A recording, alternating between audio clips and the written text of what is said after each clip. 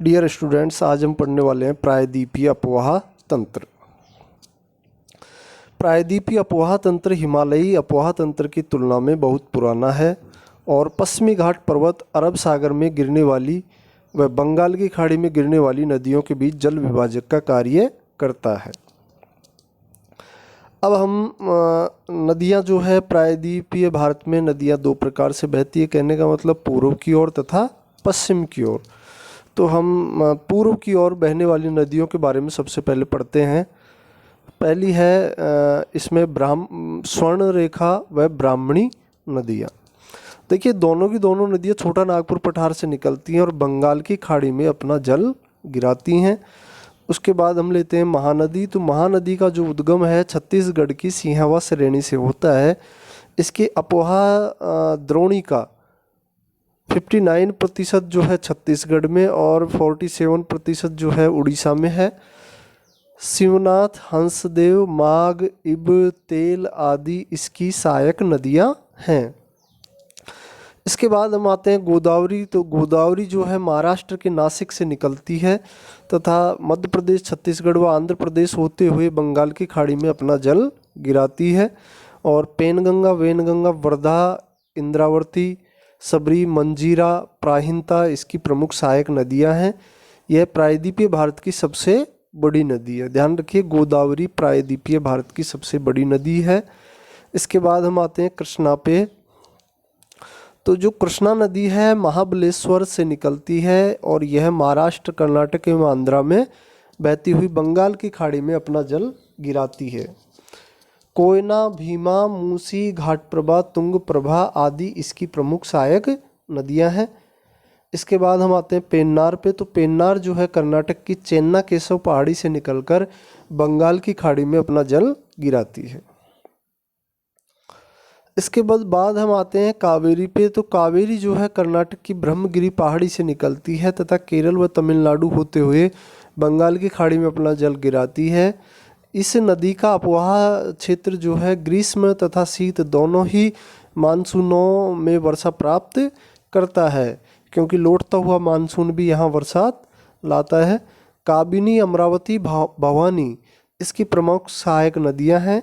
यहाँ कावेरी नदी का जो है शिव समुद्रम जलप्रपात काफ़ी प्रसिद्ध है। तो देखिए, पूर्वी घाट पर अपन ने जो नदियाँ पढ़ी हैं वो उत्तर से दक्षिण की ओर एक क्रम में पड़ी हैं। इसी प्रकार हम पढ़ते हैं पश्चिम की ओर बहने वाली नदियों में। तो देखिए, सबसे पहले हम आते हैं लूनी नदी पे। तो लूनी नदी जो है अजमेर के अरावली से निकलती है। कहने का मतलब अजमेर में नाग पहाड़ से तथा कच्छ के रण में विलुप्त हो जाती है। यह मौसमी नदी है। सूकरी, जवाई इसकी प्रमुख सहायक नदियां हैं। इसके बाद हम आते हैं साबरमती नदी जो है उदयपुर में अरावली की गोगुंदा पहाड़ी से निकलती है तथा कैम्बे की खाड़ी में अपना जल गिराती है। अहमदाबाद इसी नदी के किनारे अवस्थित है, साबरमती के किनारे। इसके बाद हम आते हैं नर्मदा। तो नर्मदा का जो उद्गम है अमरकंटक के पश्चिम से होता है और यह विंध्य श्रेणी व सतपुड़ा के बीच भ्रंश घाटी से बहती है। इसका बेसिन जो है मध्य प्रदेश, महाराष्ट्र, गुजरात में है। यह धुआंधार जलप्रपात का निर्माण करती है तथा एस्चुरी बनाती है। हिरना, बरना, दूधी, तवा, शेर इसकी प्रमुख सहायक नदियां हैं। इसके बाद हम आते हैं ताप्ती। तो ताप्ती का उद्गम जो है मध्य प्रदेश के मुल्तई से होता है। इसका बेसिन मध्य प्रदेश, महाराष्ट्र और गुजरात में है। यह सतपुड़ा व अजंता श्रेणियों के बीच बहती है तथा एस्चुरी बनाती है। पूर्णा, बैतुल, छिप्रा, मोर इसकी प्रमुख सहायक नदियां हैं।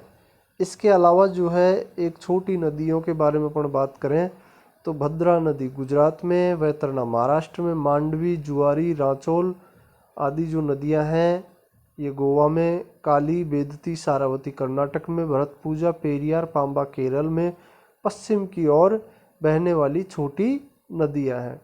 अब जो है इस प्रायद्वीपीय अपवाह तंत्र को इस मानचित्र के माध्यम से आपको समझाया गया है। इसको हम थोड़ा बड़ा कर देते हैं। देखिए, एक तरफ से देख लीजिए आप।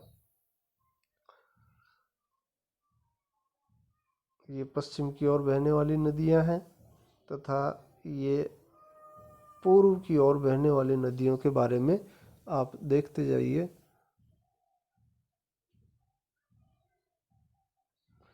और इसको बड़ा कर देते हैं।